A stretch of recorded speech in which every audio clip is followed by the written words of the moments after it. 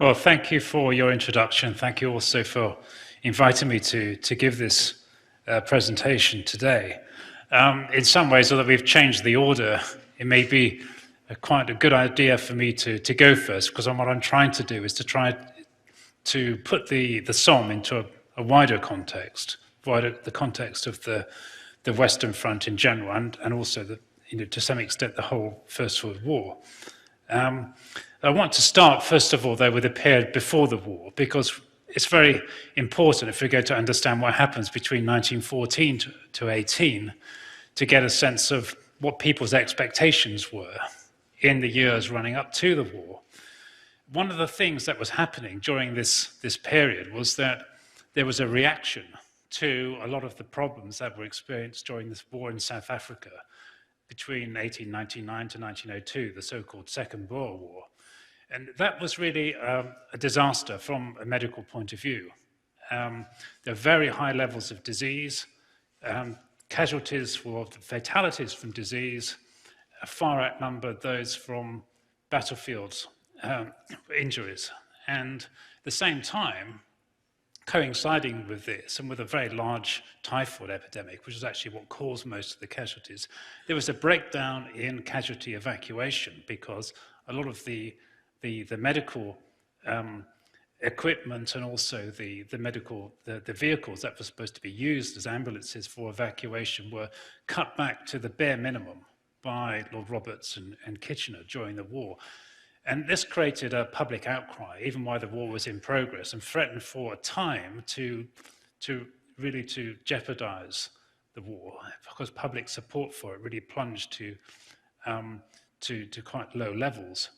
And after the war in particularly in about 1904, once there was a national royal commission, really, or two royal commissions investigating various aspects of the war, the truth of this situation came out. And what it revealed was that there was a real problem in the relationship between the combatant officers, the people planning the military operations, and the medical officers that basically weren't talking to each other. Or rather, the medical officers were trying to talk to the people who were planning the campaigns, but often were being deliberately excluded.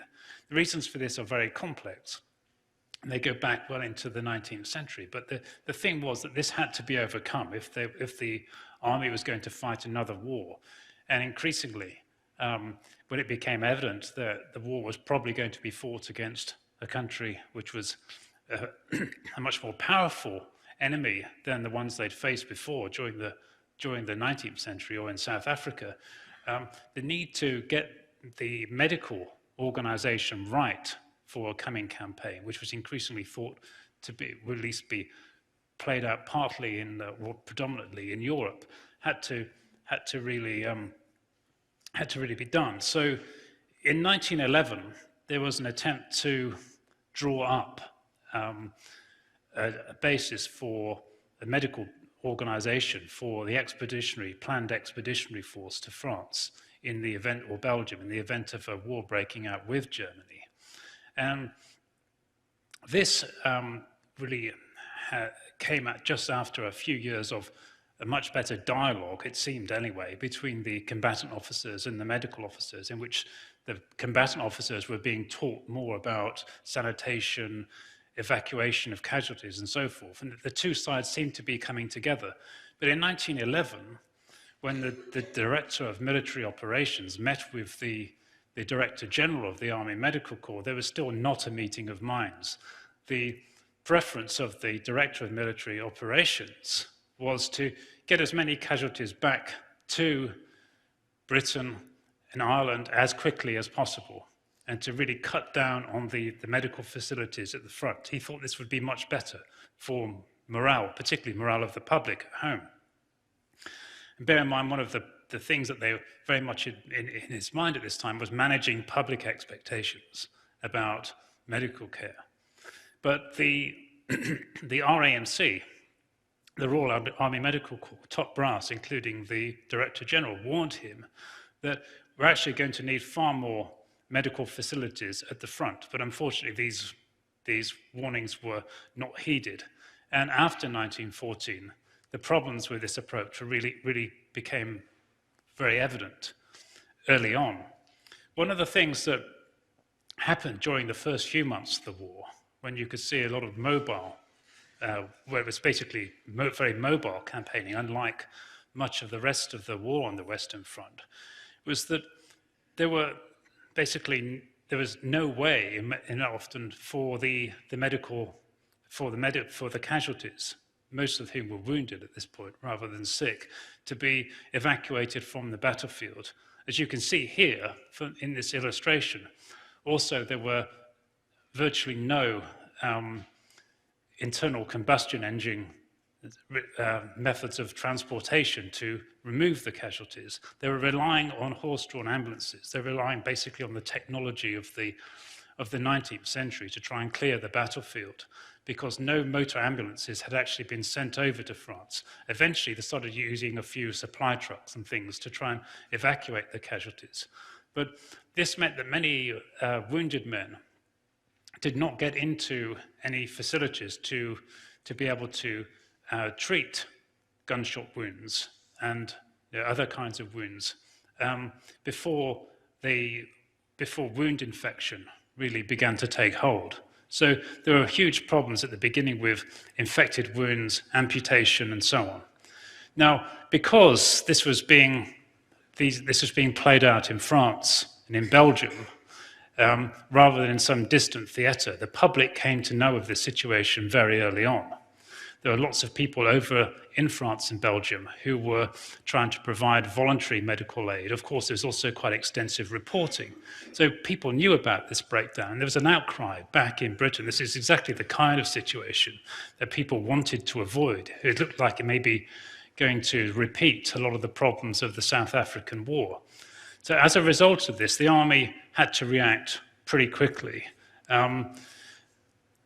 The Secretary of State for War, Lord Kitchener, set up a private inquiry. He sent over to France somebody called Colonel Arthur Lee to look into the real situation. And he said, basically, the situation is appalling. We need far more medical facilities at the front, basically just the kinds of thing that the top brass of the Royal Army Medical Corps had been arguing for back in 1911.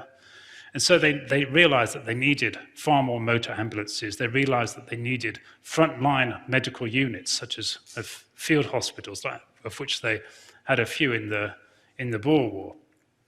And there were just a few of those in France at that time. They were called clearing hospitals. But one of the problems with the term clearing hospital is that, as far as the public were concerned, it conveyed, at least when they heard the term hospital, they thought about maybe an institution built of bricks or stone. They thought about quite high standards of cleanliness. They thought about, maybe proper operating facilities, of course.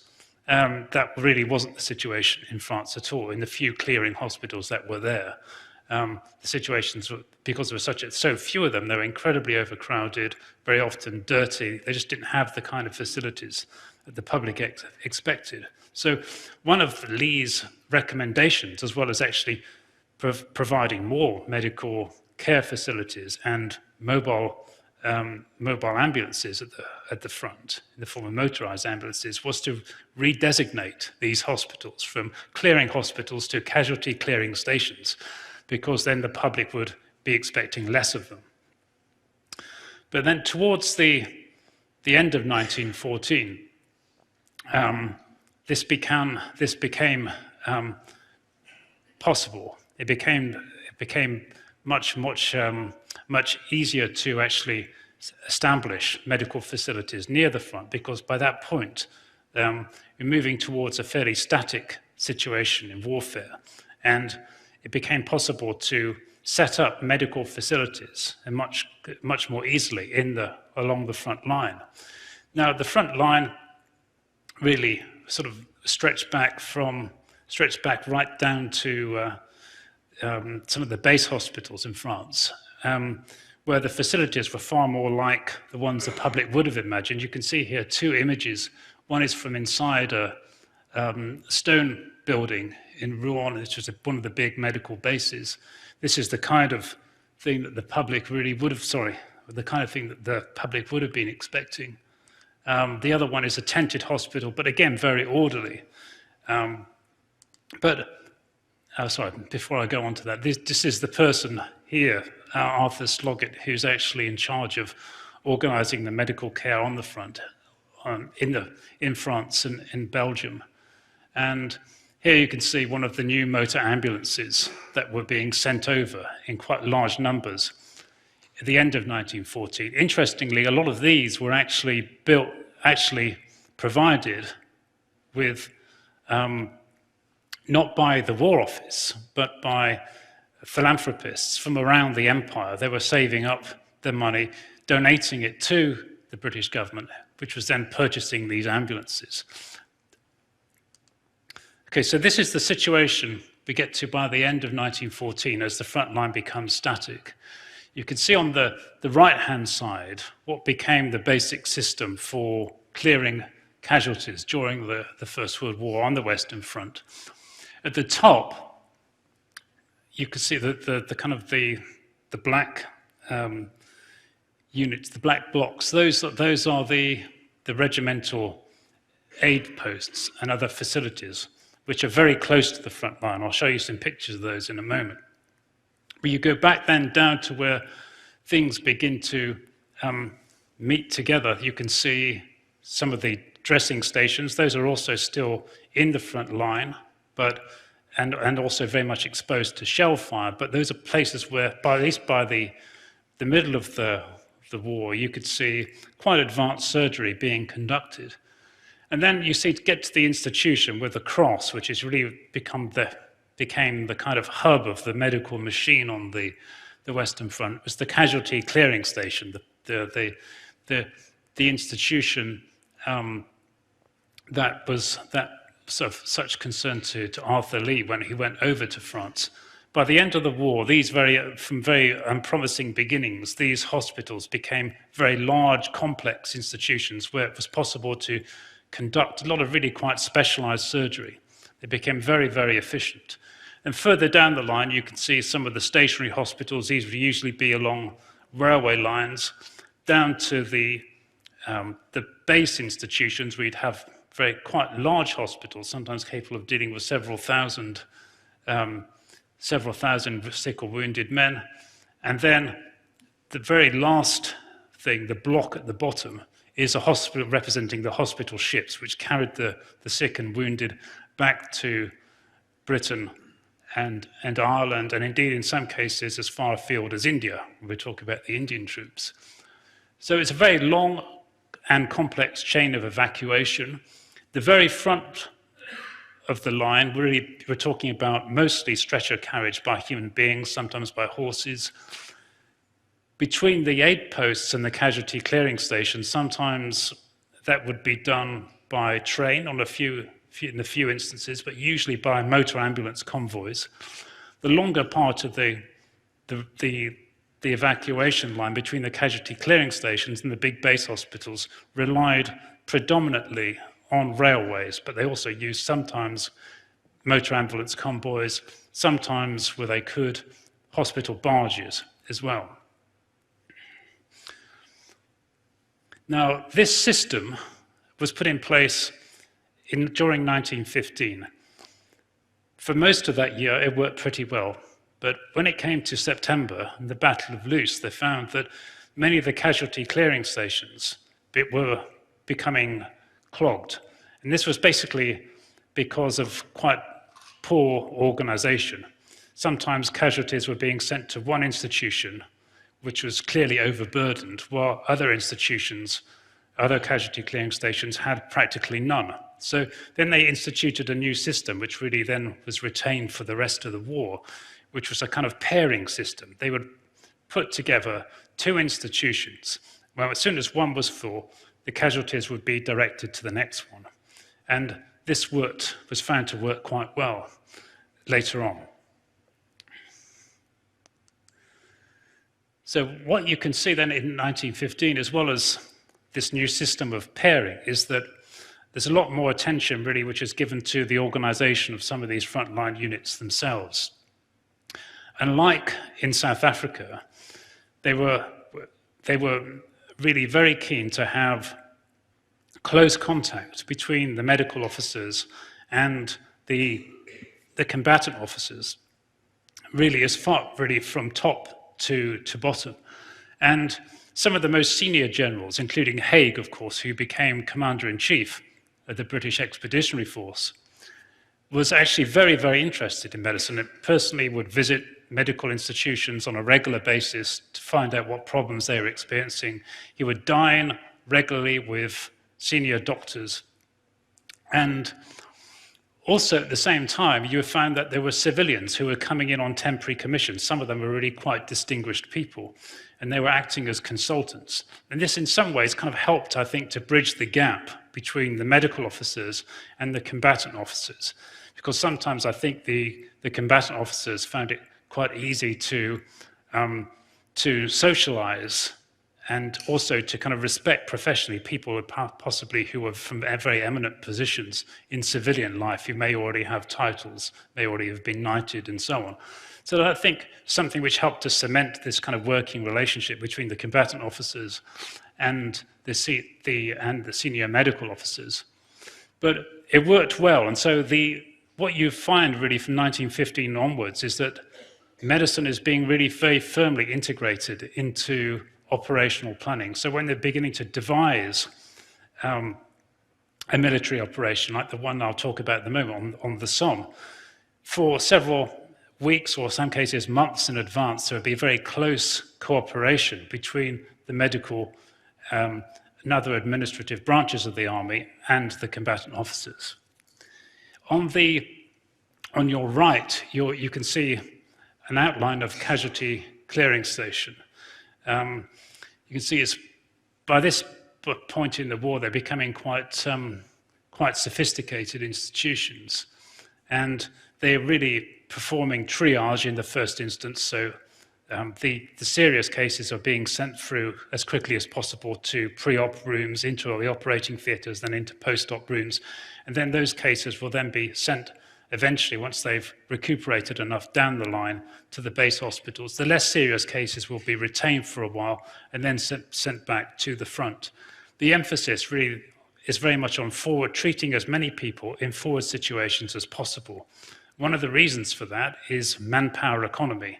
But sending so many people back to the UK, as it was originally envisaged prior to the war, was very costly in military terms.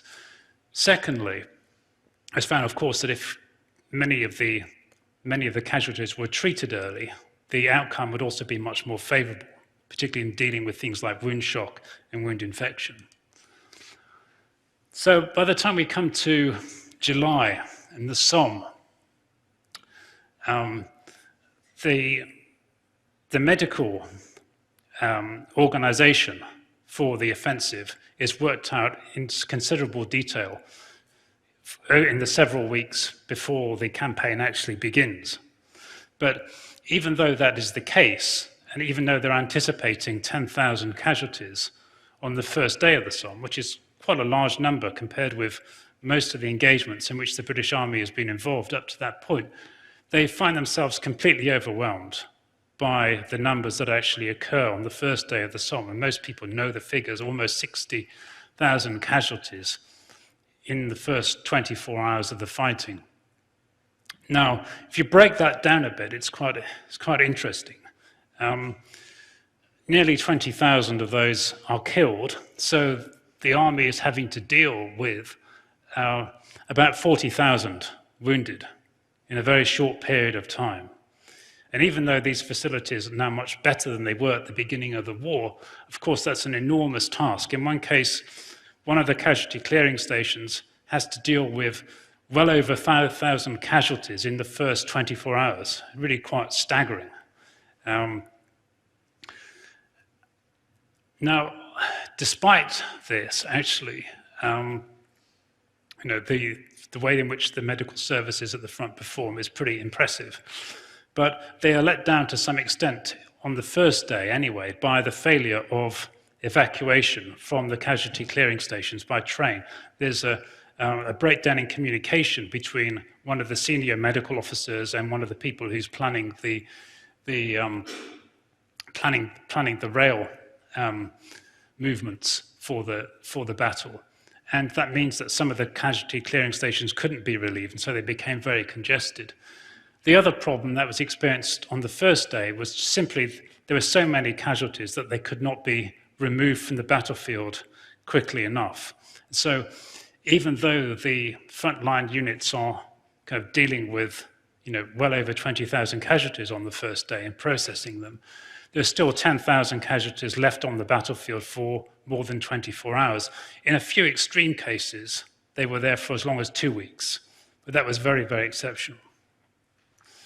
Now, of course, the Somme campaign was more than just one battle. It was more than just the first day of the Somme, which we all know about. It really stretched on to November of 1916. And in the course of that, well over 350,000 casualties occurred, but nothing like as intensive as the first day. Now this, before I go on to analyze this a bit more, just wanted to show you a few of the institutions in which the British Army, was utilizing at this time. The very large institution on the right, it was the headquarters of General Rawlinson. He was commanding 4th Army, which was the army that was chiefly involved in the offensive. This is Chateau Querrieux. It's a very, very nice place. On the left, by contrast, this was actually, you can see the remains, what's the remains today of the time was a collecting station for walking wounded in the Beaumont-Hamel section of the Somme front. And this actually appears in the official history. Now, if we go back to the casualties, as I was mentioning, one of the big problems was the difficulty of getting some of the people in from the front line. That was partly simply because there weren't enough stretcher bearers to try and to relieve or to bring in the casualties, but also, of course, very heavy fighting. But what happened in the course of the long Somme campaign was that the British and the Germans worked out a system to enable each other to collect their casualties. And so there would be periodic truces. And sometimes even when one side noticed that they were wounded from the other side, actually lying on the battlefield, they would notify them. And sometimes then they would stop the fighting to allow the collection of the wounded. So it's a kind of live and let live system emerged.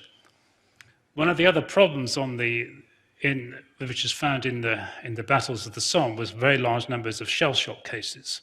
This is when the term begins to be used. And none of the medical officers who were fighting there, of course, really had any idea about how to deal with these cases.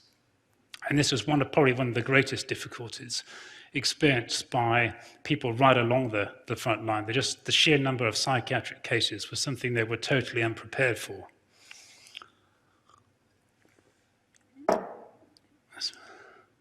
Okay, here's a few other of the medical units on the front line. This is from the Somme campaign. This is what you can see on the right-hand side is one of the regimental aid posts. This isn't a communications trench. So if you think about trenches facing the front line, and then trenches then which would be transverse to those, linking them together. Those are the communications trenches. And they were, of course, kind of relatively sheltered. But this is a sort of typical scene from a regimental aid post, where they would get very basic aid, maybe some morphine administered orally, just a change of, or just being bandaged up, or perhaps a change of bandage till they could be evacuated. And then they would go to what you can see on the other side, which is the advanced dressing station.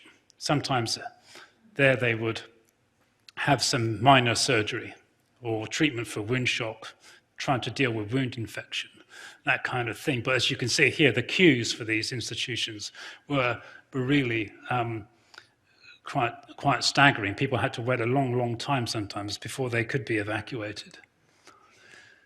I just wanted to highlight here a couple of other issues which were related to the treatment and evacuation of casualties during the First World War. One, of course, was attacks on medical institutions, which were usually accidental. And this is very commonplace near the front. So you'd find very often, particularly with the frontline units, advanced dressing stations and the like, often being shelled. Almost certainly, in most cases, this was not deliberate.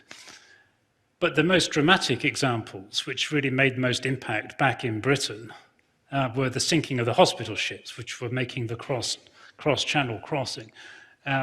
This is a good example of the hospital ship Anglia. Of course, this was used actually very much on both sides, on all sides of the war, as propaganda, trying to show the inhumanity of the opposing side. Another aspect which I just wanted to bring out, I mentioned it briefly already, is the amount of scrutiny of what was happening in France and Flanders. This is very important to, I think, how successful the medical operations there were, by contrast to some of the other theatres, like Mesopotamia, which were, for a long, long time, a lot of the medical problems were simply not known about.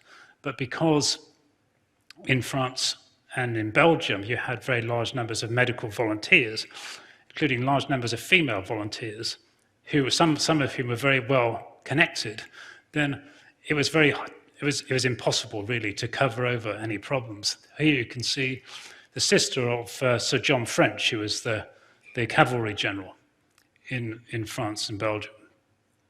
She was a VAD, a nurse in a voluntary aid detachment. So if we moving on a bit from the Somme, sorry, I just noticed I've used the same image here, but basically the same system stays in place as in the Somme because it worked pretty well. What changes is basically specialization. You get far more specialized frontline medical units. The casualty clearing stations grow in size, and they start to specialize in the treatment of different kinds of wounds. So, for instance, you get ones which are simply just for the treatment of orthopedic wounds, which are the most numerous kind of wounds. You also get, by this time, specialized institutions to treat psychiatric casualties, also for things like venereal disease, and also for self-inflicted wounds, which are interestingly often treated in the same institution as cases of venereal disease. And you also have even some surgical units which are operating as mobile units near the front, something which you see a lot more of during the Second World War, but they're beginning to introduce these by the end of the First World War. So right up to 1917, this is pretty much a static formation. It's relatively easy to deal with these casualties because of that. But in 1918, during the Spring Offensive, one of the problems is, of course, the Germans make massive incursions into the front line.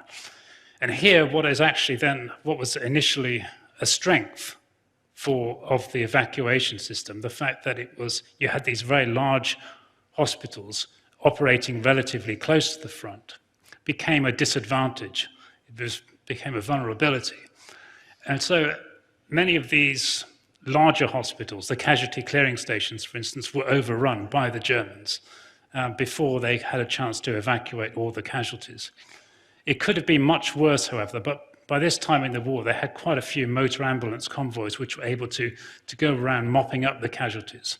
But it was a system, although it was very effective, which was also very vulnerable to rapid movement. During the last 100 days of the war, when the Allies were on the offensive, again, there's far more emphasis on mobility. They're having to get many of the medical facilities and make them much more mobile, which often meant splitting them up. A casualty clearing station would sometimes take several days to unpack. It would take a whole train to carry train of 8 carriages to carry a casualty clearing station. So they had to split these things up and find ways of operating which are far more flexible, which is something that they did actually quite effectively during the last 100 days of the war, sometimes taking over German hospitals as they advanced.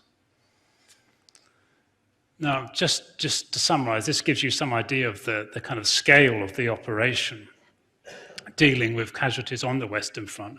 On the whole, as I said, it worked very well. That's partly because the operational situation, which was mostly static, But also a large amount of the success was down to a much better working relationship between the combatant officers and the medical officers. Now, I just talk about this very, very briefly. Of course, dealing with the wounded was just one of the problems. And there were also a lot of problems from disease, not so many as in the other theatres, but the Western Front had problems of its own. Frostbite, of course, trench diseases, so-called trench fever, which is a kind of relapsing fever, a rickettsial fever, trench foot, which you can see being dealt with here, and some other problems. In some are even quite large outbreaks of dysentery, and of course at the end of the war, influenza. This is one of the ways in which they dealt with what had been the ubiquitous problem of typhoid, especially the German army, but most of the armies were dealing with this problem by this point by vaccination, typhoid inoculation. This had been available for South Africa and could have actually prevented quite a lot of deaths, but at that point was actually still very controversial. But the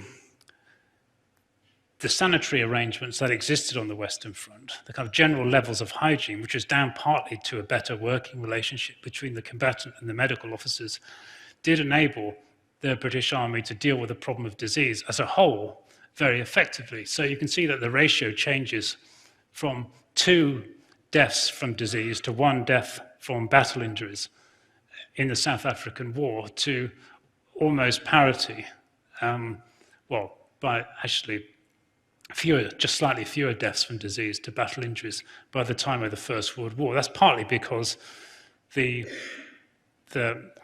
increased use of high explosives means that there's more people being killed on the battlefield, but also, and very largely, it's down to improved sanitation. And here you can see the differences between some of the main theatres of operations. You can see that obviously in the case of France and Flanders, the situation overall was a lot better. That's largely, of course, down to different epidemiological and operational situations. So I just sort of move on that really to conclude. Well, I obviously remember the war dead. Here you can see on the right-hand side the memorial for the missing of the Somme at Thiepval, and then not so far away, the memorial for the Ulster Division, which had made quite a lot of progress, but at very, very high cost on the first day of the Somme. But just to kind of reiterate the main points really here is that the geographical situation, the operational situation that existed on the Western Front was on the whole much more favourable than in the other theatres, because for most of the time it was a kind of static front. And that meant that it was much easier to use available infrastructure of transportation to evacuate the casualties. But really, a lot of the success of this medical organisation was down to planning, and it was down to the existence of a much better relationship between the combatant officers and the medical officers, where they were capable and willing of working with each other. And always, even if they did sort of things lapsed momentarily, it would be easily correct, they would be forced to correct it, because there was a very high level of scrutiny from the volunteers, from the press, and other people. Thank you very much.